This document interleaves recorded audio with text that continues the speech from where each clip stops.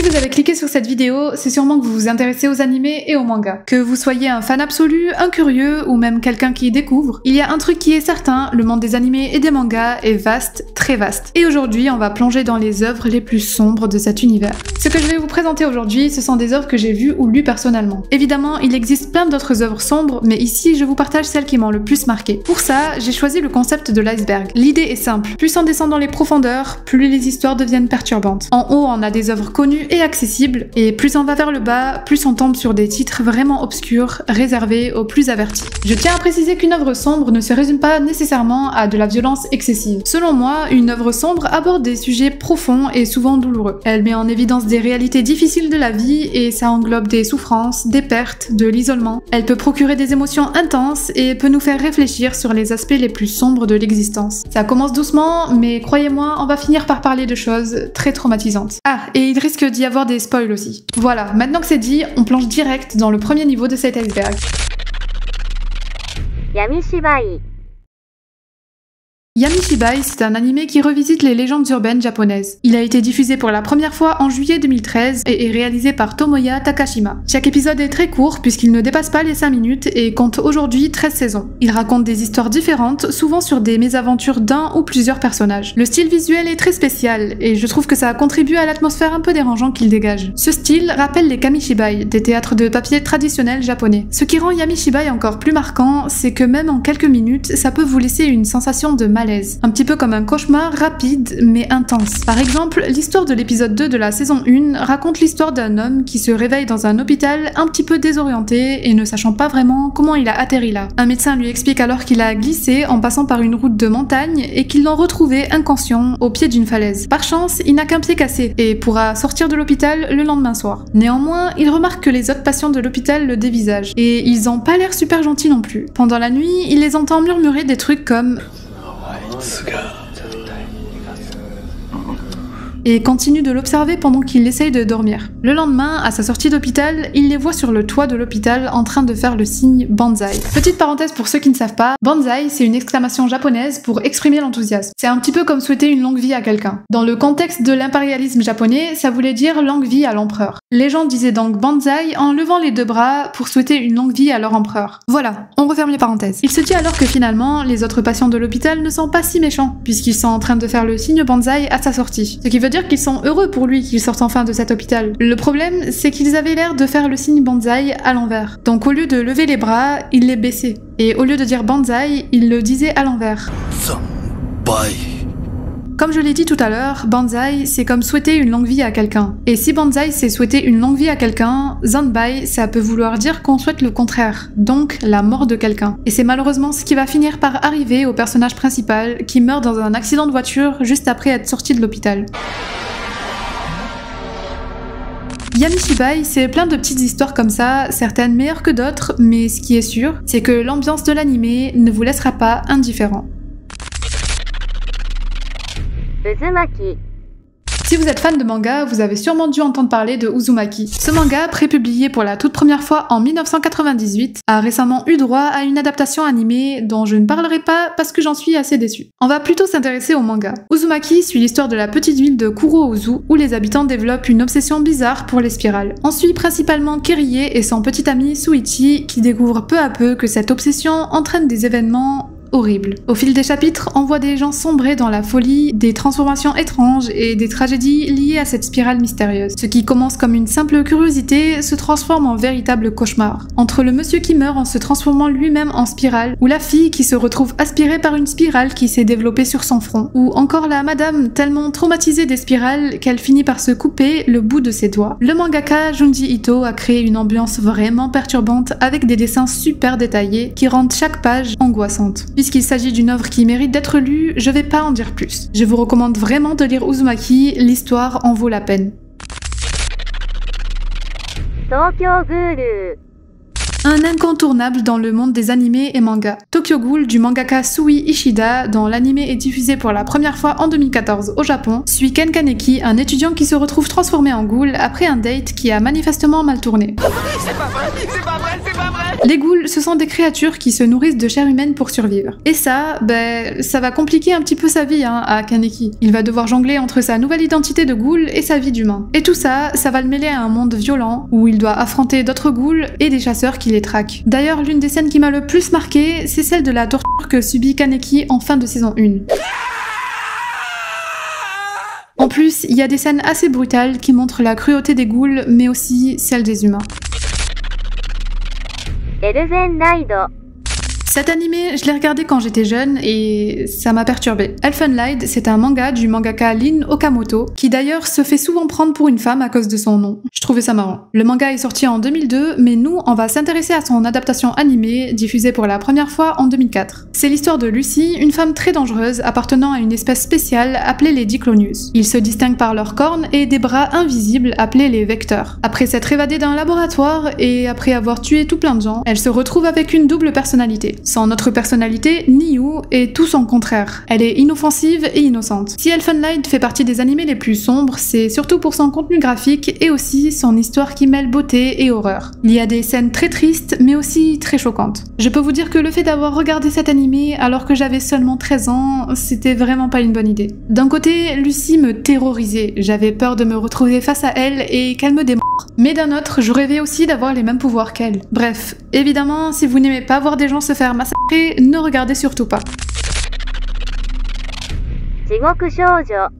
La Fille des Enfers, c'est un animé diffusé pour la première fois en 2005 et produit par Aniplex et Studio Jin. Cet animé nous plonge dans un univers morose où chaque nuit à minuit pile, un site internet appelé le Courrier des Enfers devient accessible. Le but de ce site est simple. Si vous avez un ennemi, vous pouvez écrire son nom pour l'envoyer en enfer. La Fille des Enfers intervient alors pour exécuter la vengeance, infligeant à la cible tous les malheurs qu'elle mérite avant de l'emmener en enfer. Mais c'est pas gratuit. En échange, la personne souhaitant se venger devra elle aussi aller en enfer quand elle mourra. Cette légende urbaine se propage parmi les lycéens et malgré les conséquences terrifiantes, beaucoup choisissent de conclure ce pacte, espérant ainsi se débarrasser de leurs ennemis, un petit peu comme un pacte avec le diable. La Fille des Enfers, ça parle beaucoup de vengeance, de sacrifice et des conséquences de nos choix. Les personnages font face à la tentation de faire du mal à autrui et le prix à payer pour cette vengeance, leur propre âme, est là pour les faire réfléchir. L'idée de conclure un pacte avec une force maléfique pour satisfaire un désir personnel montre les dangers de la colère, mais aussi la manière dont ces émotions peuvent détruire non seulement la cible, mais aussi celui qui cherche à se venger. La vengeance est accomplie. Les enfers t'attendent. Devilman Crybaby. On descend un petit peu plus avec cet animé diffusé pour la première fois en 2018 qui réinvente l'histoire de Go Nagai. Il existe une première adaptation du manga Devilman qui date de 1987, mais je l'ai pas vue. Donc on va plutôt parler de la plus récente. Devilman Crybaby, c'est l'histoire de Akira Fudo, un adolescent qui découvre l'existence des démons et finit par fusionner avec l'un d'entre eux. On y voit dès le début des scènes de brutalité et de massacre. Le style visuel de l'anime avec ses couleurs vives contraste avec ses scènes violentes et troublantes. En plus, la fin de cet anime fait partie des fins qui m'ont le plus touchée, tellement c'est triste. Même si l'anime ne comporte que 10 épisodes, ça reste quand même 10 épisodes d'une histoire bien sombre. Je pense qu'il faut regarder pour comprendre, alors je vais m'arrêter là pour Devilman Crybaby.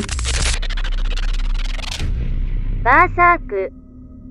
L'un de mes mangas préférés de tous les temps, l'œuvre inachevée de Kentaro Miura. Berserk, publié en 1989, nous plonge dans un monde de dark fantasy. On suit l'histoire de Guts, un guerrier incroyablement fort avec un passé difficile qui croise la route de Griffith, le chef d'une troupe nommée la Troupe des Faucons. Guts est alors recruté par Griffith dans sa troupe et il y fait la connaissance de Casca, une femme extrêmement forte, ainsi que plein d'autres personnages. Guts se lie d'amitié avec les membres de cette troupe et finit même par tomber amoureux de Casca. Là où tout le côté sombre de Berserk nous tombe dessus, c'est surtout lors de l'éclipse. Griffith, le chef de la troupe des faucons, trahit tout le monde en les sacrifiant pour devenir une sorte de dieu. À ce moment-là, on voit tous les membres de la troupe des faucons se faire massacrer un à un, sauf Guts et Casca, qui, elle, va se faire violer par Griffith sous les yeux de son amoureux Guts. Ce moment-là est inoubliable aussi bien pour Guts que pour nous, les lecteurs. Et même mis à part l'éclipse, Berserk est rempli de thèmes très sombres. La violence, la brutalité, la souffrance, la trahison, le désespoir. Ceux qui ont seulement vu les adaptations animées, vous devez absolument lire Berserk. Parce que vous vous en doutez bien, mais l'histoire va bien plus loin que ça. Le style artistique de Kentaro Miura, avec ses détails et son ambiance lugubre, contribue à l'atmosphère pesante et troublante du manga. Les paysages, les monstres et les personnages sont souvent dessinés d'une manière qui évoque une sensation de malheur et de désolation.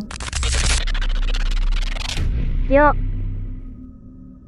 On passe maintenant au deuxième niveau de l'iceberg avec un manga de Junji Ito sorti en 2001 du nom de Gyo. C'est l'histoire de Tadashi et de sa copine Kaori qui partent en vacances à la mer. Tout semble parfait jusqu'à ce que des poissons morts commencent à envahir les plages. Et c'est pas tout, ces poissons sont dotés de pattes et se mettent à marcher sur terre. L'angoisse croissante qu'on ressent tout au long du manga rend cette œuvre flippante. Au fur et à mesure que l'intrigue progresse, on découvre des scènes de décomposition et de désespoir qui donnent vraiment des frissons. La manière dont Junji Ito joue avec l'absurde et l'horreur crée une atmosphère étouffante. L'angoisse existentielle, la peur de l'inconnu, la façon dont la nature, normalement rassurante, devient une source de terreur. Tout ça dans une seule et même histoire, écrite et dessinée par le maître de l'horreur, Junji Ito.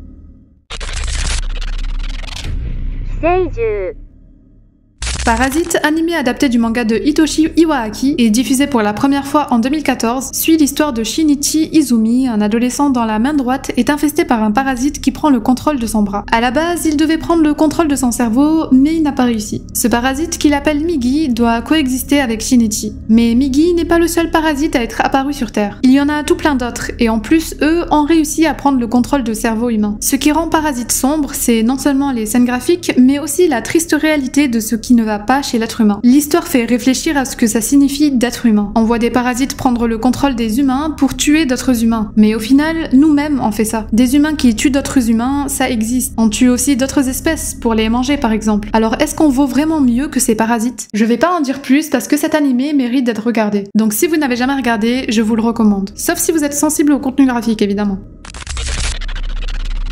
Perfect Blue Un de mes films préférés de tous les temps. C'est un film assez particulier du mangaka Satoshi Kon, sorti en 1997. On suit Mima, une jeune chanteuse d'un groupe de pop qui veut devenir une actrice. Elle laisse alors sa carrière de chanteuse de côté pour se concentrer sur sa nouvelle carrière d'actrice. Mais le problème, c'est que ce changement ne va pas plaire à tous ses fans. En particulier, ce monsieur-là, qui n'a pas l'air très rassurant. Faudrait qu'elle se sorte de cette galère avant qu'il soit trop tard. En plus de ça, elle découvre qu'il existe un site internet qui prétend parler en son nom et qui décrit des détails de sa vie quotidienne à la perfection, comme si quelqu'un la suivait partout où elle allait. Au fur et à mesure de ce film d'animation, on se demande de plus en plus si tout ce qu'elle vit est bien réel ou si elle est pas juste en train de devenir folle à cause de la pression. Le côté perturbant de ce film, c'est ce questionnement constant où on n'arrive pas à comprendre ce qui se passe. Mima est-elle en train de rêver? Est-elle devenue folle? Et si tout ce qu'elle vit n'était pas que des scènes de ce film où elle joue? Perfect Blue, c'est le genre de film à regarder plus d'une fois. Mais attention, il y a quand même des scènes de viol, de meurtre, de harcèlement et de violence. Inuyashiki Là, on est sur un animé que j'ai beaucoup aimé. Adapté du manga de Hiroya Oku et diffusé pour la première fois en 2017, Last Hero Inuyashiki, c'est l'histoire d'Ichiro, un vieil homme de 58 ans que tout le monde prend pour plus vieux à cause de son état. Sa famille se fiche de lui et en plus, il apprend qu'il est en phase terminale d'un cancer. Son seul réconfort, c'est Hanako, sa chienne. Une nuit, alors qu'il sort pour se vider un peu l'esprit dans un parc, un truc complètement dingue lui tombe dessus. Mais genre, littéralement. Une navette extraterrestre lui tombe dessus et il meurt sur le coup. Les extraterrestres qui ne voulaient pas laisser de traces derrière eux décident de le réparer en le transformant en cyborg, avec des capacités ultra puissantes et destructrices.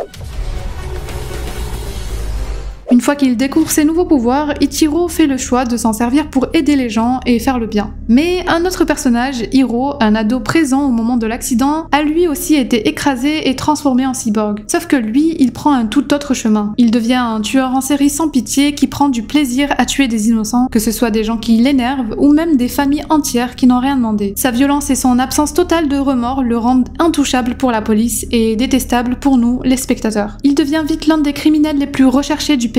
L'histoire suit alors Ichiro et Hiro, qui ont tous les deux traversé la même expérience mais prennent des routes opposées, jusqu'au moment où ils finissent par se retrouver face à face. Last Hero Inuyashiki met en avant des sujets comme la solitude, la mort et la perte d'humanité. D'un côté, on a Ichiro, qui malgré ses pouvoirs terrifiants, reste quelqu'un de bien et veut donner un sens à sa vie en aidant les autres. Mais à l'opposé, Hiro représente tout ce qu'il y a de pire. Il a des pouvoirs immenses, mais il les utilise pour tuer par plaisir sans remords. Voir des gens innocents, y compris des enfants, être victimes de sa cruauté, ça rend l'anime brutal et choquant. Ça fait aussi réfléchir à ce que chacun ferait avec un pouvoir énorme, et comment certains peuvent être dévorés par la violence. C'est cette dualité entre bien et mal qui donne à l'histoire toute sa noirceur et sa beauté. 約束のネバーランド The Promised Neverland, adapté du manga du même nom, écrit par Kaiyu Shirai et diffusé pour la première fois en 2019, c'est l'histoire d'Emma et de ses frères et sœurs, tous orphelins, qui vivent dans un orphelinat nommé Gracefield House. Au début, tout paraît parfait. Ils sont bien traités, choyés par celle qu'ils appellent maman et mènent une vie joyeuse malgré les règles strictes et leur liberté limitée. Mais un soir, Emma et Norman, un autre orphelin, découvrent l'horreur. L'orphelinat est en fait une ferme où les enfants sont élevés comme du bétail, puis livrés à des monstres qui les mangent. Ce paradis n'est en fait qu'une façade terrifiante et ils comprennent que maman, la femme en qui ils avaient tant confiance, est complice de cette trahison. Dès lors, ils doivent s'entraider, être malins et trouver un moyen de s'échapper pour survivre. L'histoire parle de sujets comme la trahison, la peur de l'inconnu, la mort et tout ça à travers des enfants. Le contraste entre l'innocence des enfants et la cruauté du monde dans lequel ils se retrouvent piégés. On parle quand même d'enfants qui sont destinés à être mangés et qui pour les plus malchanceux se sont fait manger. Le stress constant, la peur de se faire capturer et les plans ingénieux pour déjouer les adultes créent une tension énorme. Cet animé montre aussi la perte d'innocence et comment ces enfants doivent grandir trop vite pour échapper à un sort horrible. シリアルエクスペリメンツレーン Si vous avez déjà entendu ça, eh bien, sachez que c'est l'opening de Serial Experiment Lane. Serial Experiment Lane, c'est un animé de seulement 13 épisodes diffusé pour la première fois en 1998. On suit Lane, une préadolescente qui est plutôt timide, solitaire et mal dans sa peau. Après la mort d'une de ses camarades de classe, elle commence à s'intéresser à l'informatique et au Wired, une sorte d'évolution d'Internet. Un jour, elle reçoit un email de sa camarade qui est censée être décédée, qui affirme que son corps est mort, mais qu'elle vit toujours dans le Wired. Ce qui va pousser Lane à plonger de plus en plus dans ce monde numérique interconnectée jusqu'à ce qu'elle commence à s'y perdre complètement. L'anime aborde des sujets comme l'isolement, la perception de la réalité, l'identité, mais surtout l'aliénation. Cet état d'éloignement d'une personne par rapport à elle-même et à la société. Lane, en cherchant à comprendre le Wired, se retrouve déconnectée de la réalité et perd son sens de soi. L'anime parle de la mort, de la dépression et de la confusion entre le monde réel et le virtuel. 富へ On descend vers le 3e niveau de l'iceberg, avec encore une fois un manga du maître de l'horreur, Junji Ito. Tomie, publié en 1987, raconte l'histoire d'une jeune fille, Tomie, qui est incroyablement belle et sait comment manipuler les gens, surtout les hommes. L'histoire commence comme ça. Tomie est décédée. Ses camarades de classe et son prof principal semblent tous tristes jusqu'au moment où Tomie réapparaît en classe devant tous ses camarades, comme si de rien n'était. Évidemment, ils sont tous choqués de la voir revenir en cours alors qu'elle est quand même censée être morte. Certains croient que c'est un fantôme, d'autres pensent que c'est la sœur jumelle de Tomie alors qu'elle n'en a pas. Mais non, c'est bel et bien Tomie. Il faut savoir qu'elle entretenait une relation avec son prof principal et aussi avec un autre élève. En d'autres termes, elle l'est trompée. Lors d'une sortie scolaire, elle se dispute avec l'élève avec qui elle sort parce qu'il l'a vue flirter avec son prof. Sauf qu'à ce moment-là, elle fait une chute mortelle du haut d'une falaise. Ses camarades, la trouvant, je cite, odieuse et prétentieuse, estiment qu'elle mérite de mourir. Alors au lieu d'appeler les secours, ils vont la découper en 42 morceaux. Oui, c'est un travail de groupe. Même le prof s'y met. Et vu qu'ils sont 42, chacun d'entre eux a pour mission de jeter un des morceaux de Tomie dans un endroit où personne ne pourra les retrouver. Rendez-vous bien compte, on parle d'une revenante qui est censée être morte et qui du coup remeurt et se fait découper par ses camarades de classe. Ah oui, et petit détail, quand ils étaient en train de la découper, elle était encore vivante, donc ils auraient clairement pu la sauver. Mais bref, passons. Ce qu'ils ne savent pas, c'est qu'elle a un pouvoir assez étrange. Elle peut revenir à la vie après avoir été tuée et elle se multiplie autant de fois qu'il y a de morceaux d'elle. Ça, c'est le premier chapitre. Le reste du manga raconte plusieurs petites histoires sur elle. Dans chaque histoire, elle attire des hommes, les poussant parfois à faire des choses horribles comme des meurtres, et il arrive aussi parfois que ces hommes finissent par la tuer. Mais même quand elle est découpée et tuée, elle se régénère et continue de semer le chaos autour d'elle. Ce mélange d'horreur psychologique et corporelle fait de Tomie une œuvre remarquable mais déstabilisante.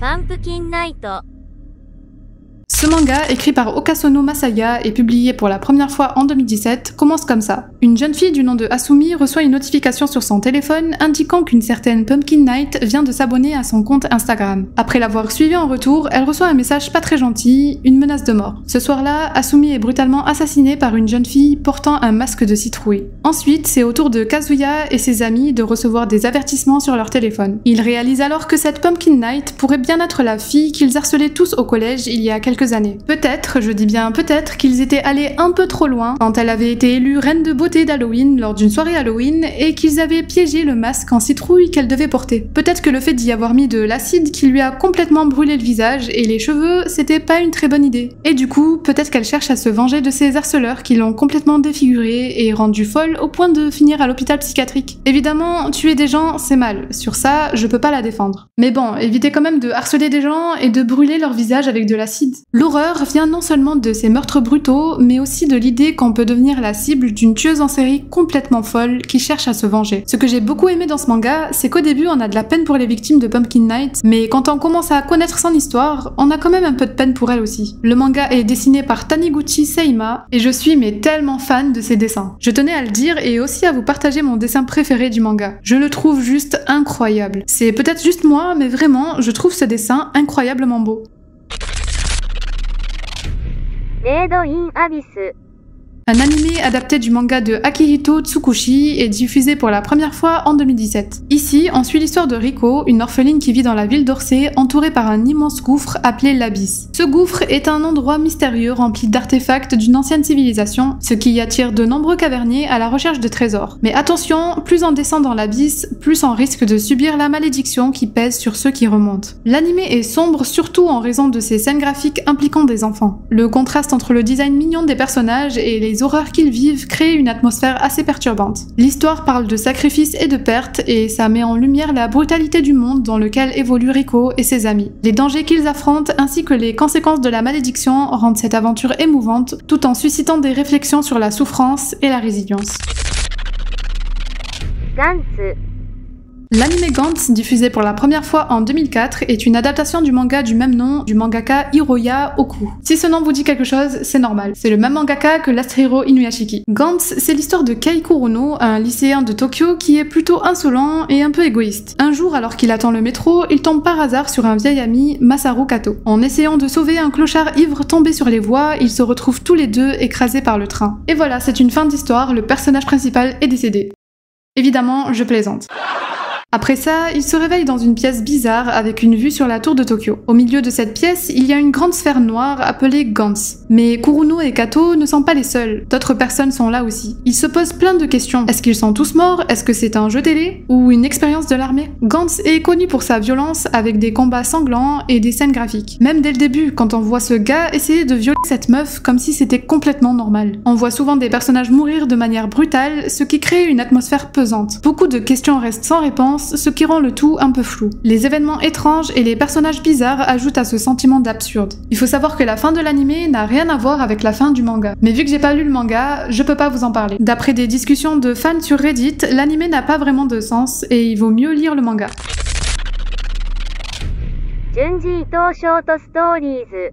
Ici, je ne parle pas forcément du manga du nom de Histoire courte de Junji Ito, mais bien de ses histoires courtes. Il faut savoir que Junji Ito a écrit et dessiné pas mal d'histoires courtes. Parmi elles, il y a par exemple Le mystère de la faille d'Amigara, qui parle d'une faille remplie de trous en forme de silhouette humaine. Cette faille attire tous les gens du village et certains vont même jusqu'à entrer dans ces trous. Tous ceux qui entrent dans ces trous n'en ressortent jamais. C'est alors que le protagoniste de l'histoire décide lui aussi d'y entrer. Plus il avance dans ce trou, plus son corps se déforme. Ses bras, ses jambes et même son cou se sont allongés. Une autre histoire courte que j'aime énormément, c'est celle du mannequin. Un jeune scénariste recherche une actrice pour un de ses films amateurs. Il décide alors de recruter une mannequin au physique assez particulier. Quand il la voit en vrai, il regrette presque son choix et pendant le tournage, elle remarque que l'équipe de tournage n'a pas vraiment envie de la filmer. Du coup, ça l'énerve et elle décide alors de manger un des gars de l'équipe de tournage. C'est pas très civilisé de sa part, hein. Manger des gens, c'est mal. Les histoires courtes de Junji Ito ont une ambiance ultra sombre et dérangeante. Ito s'inspire de nos peurs les plus enfouies pour les mettre en scène de manière brutale et glaçante. Il explore des thèmes comme la folie, l'isolement ou encore la peur de l'inconnu et n'hésite pas à aller dans l'extrême pour choquer. Ce qui rend ces histoires uniques, c'est des sujets parfois absurdes mais qui finissent toujours par toucher quelque chose de profondément angoissant chez le lecteur. Un autre point fort de Junji Ito, c'est son talent pour le détail dans ses dessins. Il peut m'arriver de regarder ses dessins pendant plusieurs minutes. Et plus je regarde, plus je vois de détails. Chaque page est minutieusement travaillée pour que l'horreur soit perceptible. Il joue beaucoup avec les expressions faciales, les ombres et les déformations du corps pour rendre ses personnages et leurs situations encore plus flippantes, ce qui rend l'expérience de lecture totalement immersive et parfois même difficile à regarder. Oyasumi Pum Pum. On entre dans le 4e et avant-dernier niveau de cet iceberg, avec le manga Bonne Nuit Poun Poun du mangaka Inio Asano. Il a l'air tout mignon comme ça, mais il en a juste l'air. Bonne Nuit Poun Poun nous plonge dans la vie de Poun Poun, un jeune garçon dont le personnage est représenté sous la forme d'un oiseau. On suit son parcours à travers une enfance compliquée où il doit faire face à une famille dysfonctionnelle. Au fil des chapitres, Poun Poun découvre l'amour tout en se débattant avec les aléas de l'adolescence. Ce manga se distingue par son réalisme et la diversité de ses thèmes. Il est question de sujets lourds comme la dépression, la découverte de la sexualité, l'abandon, la violence domestique, la maltraitance et la recherche d'identité. Je vous l'ai dit, ça a l'air mignon, mais ça en a juste l'air. C'est une histoire qui plonge profondément dans les combats intérieurs et les souffrances de son protagoniste. Ça rend le tout à la fois touchant et sombre. Les scènes, parfois très graphiques et remplies d'émotions, montrent à quel point la vie peut être difficile, surtout pour un jeune comme Poun Poun. Ce mélange de tragédie et de réalisme fait de Bonne Nuit Poun Poun une œuvre marquante qui peut toucher tous ceux qui ont traversé des moments difficiles dans leur vie.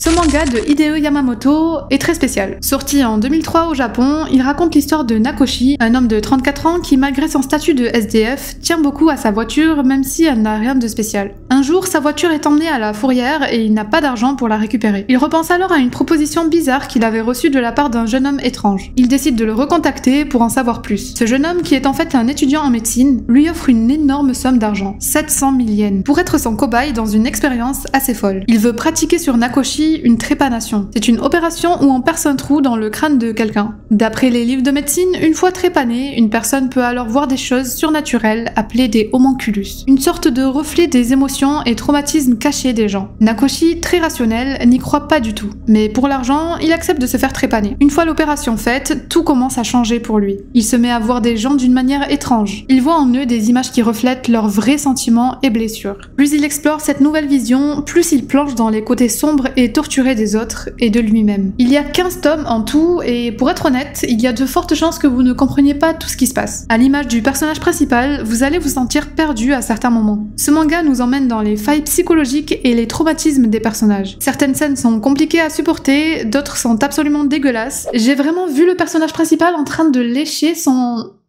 Bref, mais le côté psychologique de l'histoire est vraiment pas mal. Homunculus, je dirais que c'est un manga qui ne va pas plaire à tout le monde. D'ailleurs, vu que je l'ai lu en entier, c'est pas du tout le genre de manga que je recommanderais à n'importe qui.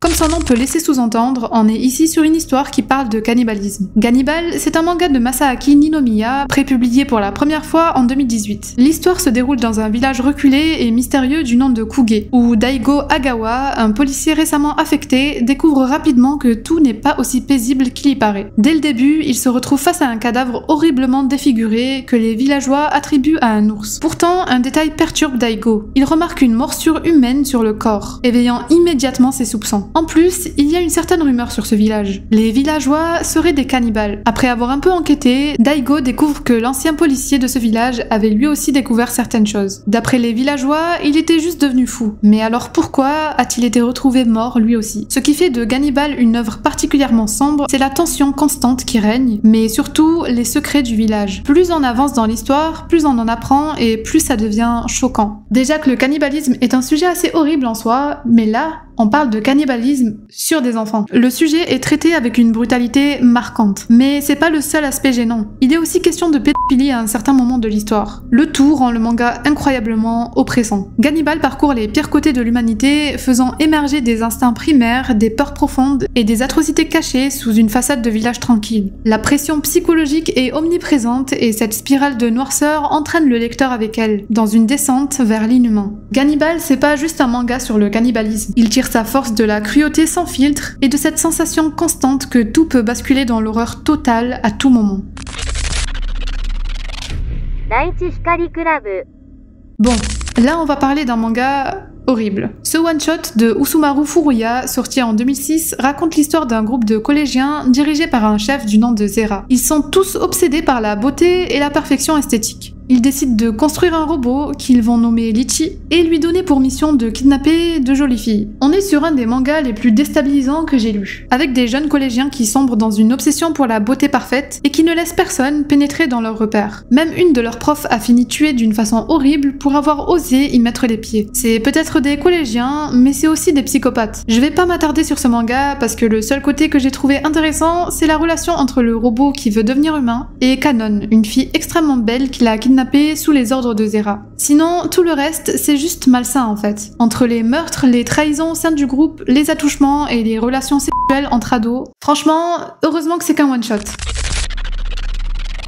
人間失格 Avant de vous parler du manga, il faut d'abord que je vous parle du roman La déchéance d'un homme. La déchéance d'un homme est un roman japonais écrit par Osamu Dazai, publié en 1948. Il est considéré comme son plus grand chef-d'œuvre et c'est l'un des livres les plus populaires du Japon. Le titre original se traduit par disqualifié d'être humain. L'histoire est racontée à la première personne et peut faire penser à une autobiographie. Ça parle beaucoup d'isolement social, de suicide et de dépression. Des éléments très présents dans la vie de Dazai lui-même. Beaucoup pensent que c'est un peu comme un testament de sa part parce qu'il s'est suicidé juste après la publication de ce roman. Vous l'aurez donc compris, le manga La déchéance d'un homme est fortement inspiré du roman du même nom. Et qui de mieux que Junji Ito, aka le maître de l'horreur, pour illustrer l'histoire de Osamu Dazai. Yozo Oba, le personnage principal de La déchéance d'un homme, souffre énormément à cause du regard des autres. Il a du mal à comprendre le bonheur des gens autour de lui, ce qui le plonge dans une profonde solitude. Pour tenter d'échapper à sa souffrance, il choisit de se transformer en bouffon, pensant que cela lui permettra de cacher son désespoir. Malgré son sourire constant à l'extérieur, Yozo est rongé par le désespoir à l'intérieur. Il passe ses journées à jouer ce rôle, mais cette façade ne fait qu'aggraver sa douleur. Le manga illustre comment il s'enferme dans un cycle de souffrance et d'autodérision, montrant à quel point il est difficile de se libérer des attentes et des jugements des autres. Tout au long du manga, on le voit grandir et plus il grandit, plus on a l'impression qu'il attire tous les malheurs vers lui. Par exemple, à un certain moment, on apprend qu'il se fait violer régulièrement par un vieux monsieur du nom de Yonekichi,